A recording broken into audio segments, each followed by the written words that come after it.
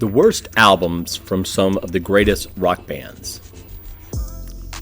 As it turns out, even the best-selling rock bands come out with a horrible album now and again. From AC/DC's Fly on the Wall to Fleetwood Mac's 1995 album Time, there are so many records that should be lost to history, and unfortunately they're not. So here they are, the bad, the worst, and awful albums that even make the artists themselves cringe.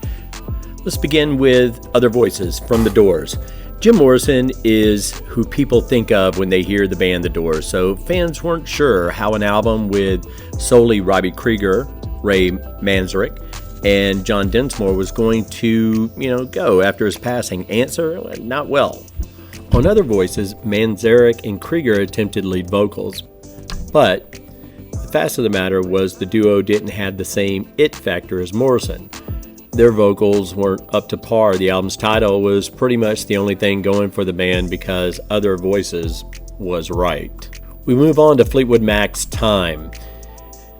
Mentioned in the opening, by the time Fleetwood Mac's Time rolled around in 1995, the band had lost two of its integral members, Stevie Nicks and Lindsey Buckingham. Foolishly, they thought they could carry on with Becca Bramlett and Billy Brunette. The result was Time, a commercial disappointment and the band's lowest charting album in the United Kingdom. On Colin Larkin's all-time top 1,000 albums, Time was voted the number 10 all-time worst albums ever made. That's a long fall from the pretty much perfect album known as Rumors. We get to Def Leppard's Slang. Def Leppard was on the top of their game in the 80s, becoming one of the pivotal bands in the new wave of British heavy metal. Well, they didn't get that memo that their time has come and gone. Instead, they decided to switch up their sound and release Slang, their sixth studio album. Not only did the album disregard the band's distinctive melodies, but it decided to include horrible grunge and industrial sounds to virtually every track. To be fair, a lot of bands that came up in the heyday of Def Leppard did the same. Warrant, Dokken, you name it. It was a disaster from start to finish, and sorry, Def Leppard, but the darker lyrics simply do not suit you. We move on to Soul Provider from Michael Bolton. How can you tell one Michael Bolton album from the other? The thing about Michael Bolton is that it's hard to dislike his music. It's what's called agreeable. Even so, it can get boring to hear the same vocals, guitar riffs, and general themes happening throughout his albums. And once Soul Provider rolled around, it was cited as being more of the same. That's not a great critique for an artist to get, especially when it's album number 6. Even so, the watery lyrics didn't stop people from purchasing the album. It spent almost 4 years on the Billboard 200. We now go to Bob Dylan and the Grateful Dead with their album Dylan and the Dead. You see, when it was announced Bob Dylan would be collaborating with the Grateful Dead on not one song, but an entire album, rock fans, they were thrilled. Too bad the album didn't live up to expectations. While the album sold well, critics weren't too pleased with it, and what could have been an all-time great record. Stephen Thomas from AllMusic gave the album a 1 star, saying it's quite possibly the worst album by either Bob Dylan or the Grateful Dead. A sad, disheartening document. Now, Dylan and the Dead is just a reminder of what could have been.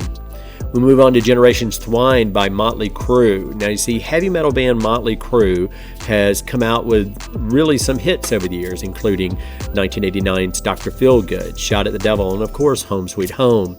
So when a comeback album was released in 1997, fans couldn't have been more excited. Lead singer Vince Neil was coming back into the picture after all. Well, Generations Twine was a commercial disaster. Stephen Thomas of AllMusic actually went as far as calling the album nothing short of an embarrassment. Apparently not everyone appreciated the band experimenting with a more alternative sound. We get to now Van Halen 3. Since Van Halen is known as one of the greatest rock bands in history, it's strange that they are on a list of horrible albums. But not even the legendary Eddie Van Halen was immune to a dud. In this case, it was the album Van Halen 3, which is the only album to feature Gary Cherone as lead singer. Although Eddie was known for his amazing guitar riffs, the band's 11th studio album was missing, leaving out the energy of previous albums and songs.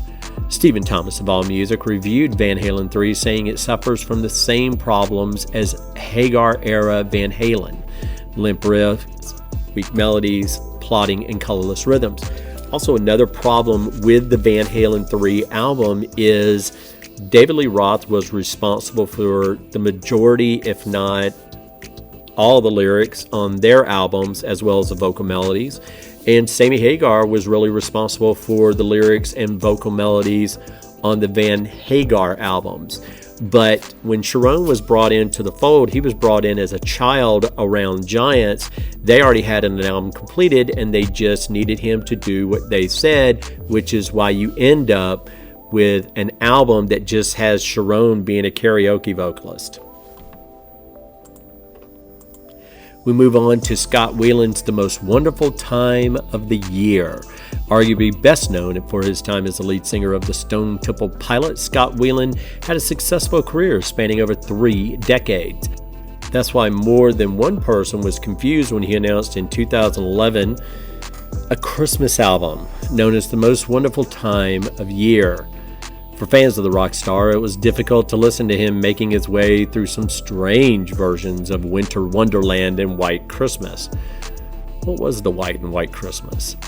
It was a long fall from the 90s rock sound people were used to hearing from the artist, and turned out to be kind of a dud. We get to Forbidden from Black Sabbath.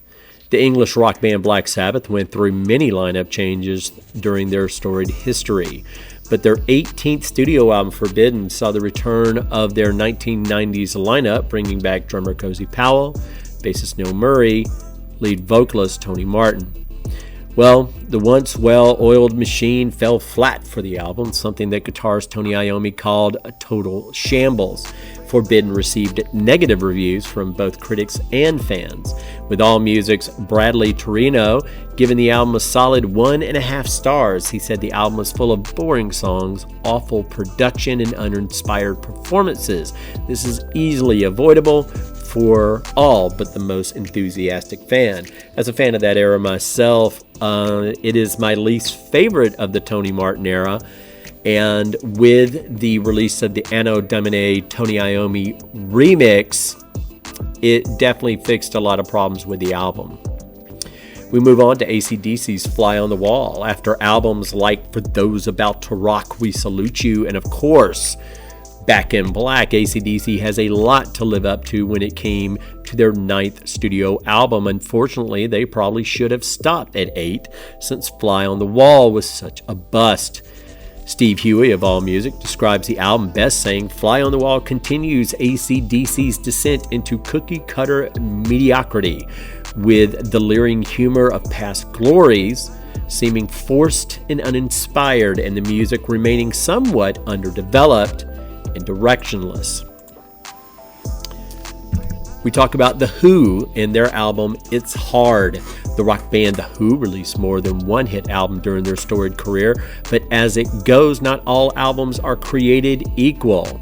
Their 10th studio album, It's Hard, proved that saying to be true, as it was missing virtually everything that had made the band one of the greats. From the lack of charisma to the cookie-cutter songs, It's Hard was a disappointment. Stephen Thomas of AllMusic commented on the record, calling it an undistinguished final effort with a few memorable melodies and little energy. Final effort. Wow. Phil Collins and his album Testify. Between his ridiculous drum playing and powerful vocals, Phil Collins pretty much has it all. He was an integral part of Genesis before going solo, and even when he did that, he was able to hold his own in the music industry. This, his 7th studio album, was released. Testify was, in a way, boring compared to his other works throughout the 80s and 90s. According to Uncut, Collins sounds dated with his glossy production, precision session playing, and radio-friendly songs, all done by the numbers with a great big hole where the heart should be. All the right reasons from Nickelback, the band that critics and fans love to hate. When it comes to Nickelback, people don't really expect much more than catchy lyrics filled with every cliche in the book. Their fifth studio album, All the Right Reasons, was no different, filled with horrible rock absurdities that leave listeners confused as to why the album was allowed to be released to the public. The webzine Tiny Mixed Tapes, you know you're having to dig deep for a negative review if you're going to some tiny webzine, reviewed the album saying, like all Nickelback releases before it, All the Right Reasons was made for all the wrong ones and follows all the formulas and cliches you should be bored to death of by now. Ironically, it's the band's best-selling album. I'm sure it doesn't hurt that the album itself, in my opinion, is pretty good, and that there is a solo on one of the songs by Dimebag Darrell, who was a big fan of Nickelback. The Creedence Clearwater Revival and their album Mardi Gras as one of the greatest rock bands to come out of the 1960s. It's a sad fact that the Creedence Clearwater Revival left off on a sour note. Marred by creative differences and tension, their seventh and final studio album, Mardi Gras, was pretty much a flop. Guitarist John Fogerty doesn't even count Mardi Gras as one of their albums, telling Rolling Stone, quote, "I figured that Creedence made 6 albums. Let me count. First one, Bayou Country, Green River, Willie and the Poor Boys, Cosmo's Factory, Pendulum. Yep, 6. Wouldn't even count Mardi Gras, and neither would anybody else." Now we move on to Hefty Fine from the infamous Bloodhound Gang.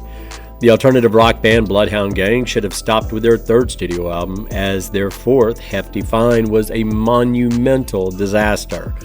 With a new electronic feel, the album has the pleasure of having the second worst review on Metacritic with a solid score of 28 out of 100.